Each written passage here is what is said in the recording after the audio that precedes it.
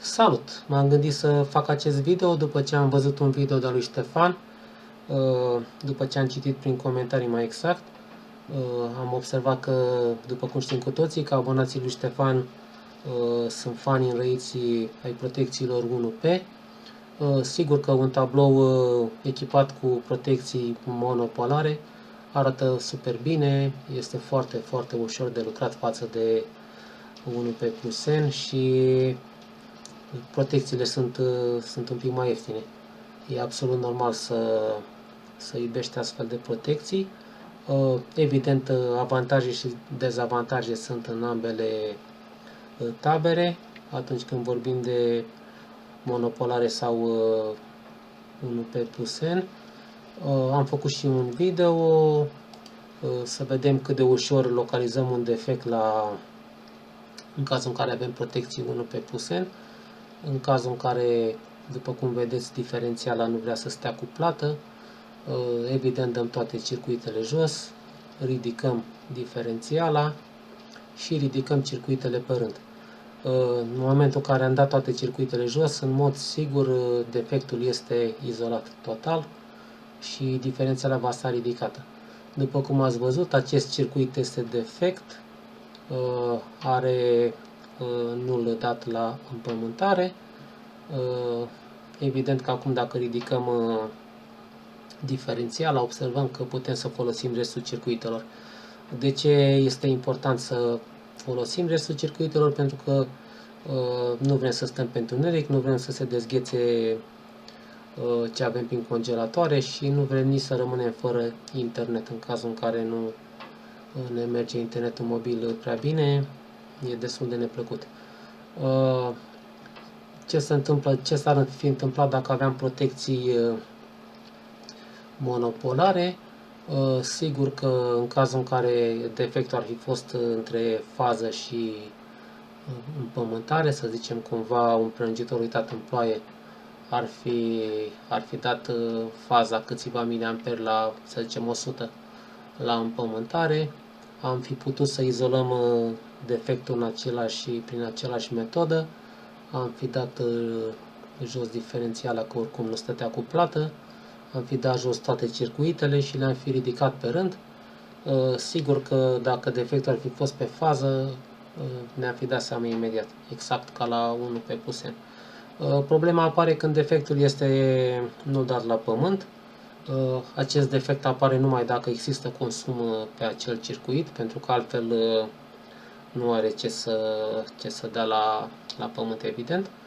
Și problema este că acum foarte multă lume stă la casă, zonele exterioare, foișoare, pompe submersibile sau tot felul de aspersoare sunt sursa astfel de defecte. E destul de simplu să se întâmple asta, cum am spus, lăsăm un prelungitor în ploaie, plouă pe el și evident că se va da nul la pământ sau fază la pământ. Cum putem în momentul ăsta, să zicem că am văzut despre ce circuit e vorba, este vorba despre acest circuit. Ce ar trebui să facem în continuare?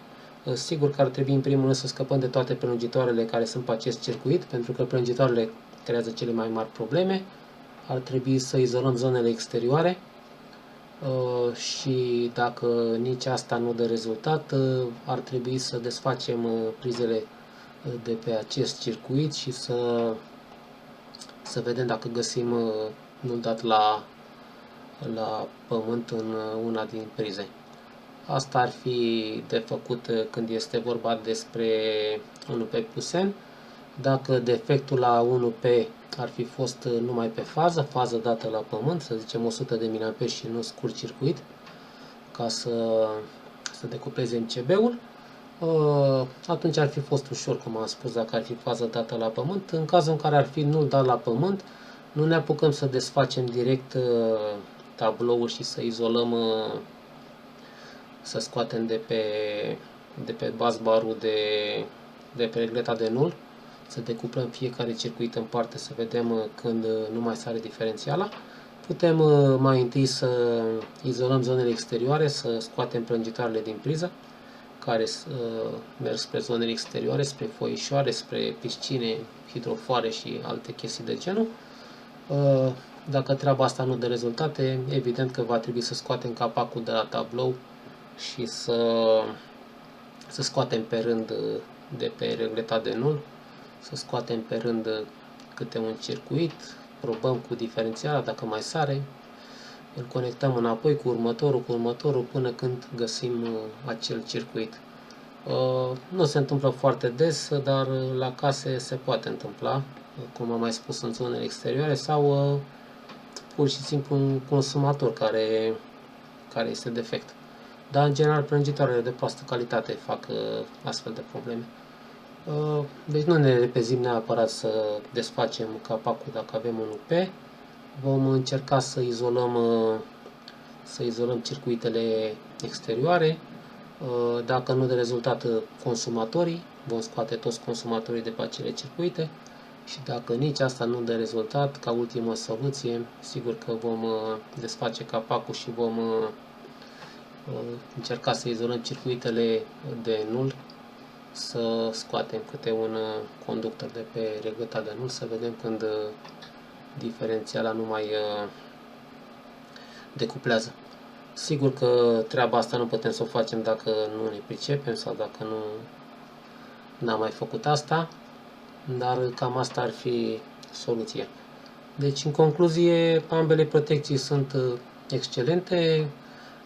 Cei care preferă 1P, sigur că da, sunt excelente. Din punctul meu de vedere, un tablou cu monopolare arată de 10 ori mai bine decât un tablou cu 1P plus N, dar totuși 1P plus N izolează perfect circuitul. După cum știți, cam toate protecțiile izolează circuitul ambii conductori, și faza și nulul. Dacă ne uităm aici, AFDD-ul decuplează ambii conductori, RR-ul de tensiune ambii conductori, diferențialele ambii conductori, separatorul ambii conductori, AFDD-ul, cum am spus, ambii conductori, RCCB-ul, ambii conductori, LCD-ul. Cam toate protecțiile izolează și faza și nulul. Deci rămâne la latitudinea fiecăruia ce protecție alege. Ambele sunt bune dacă știm să lucrăm cu ele. Cam atât în acest video și ne vedem într-un video următor.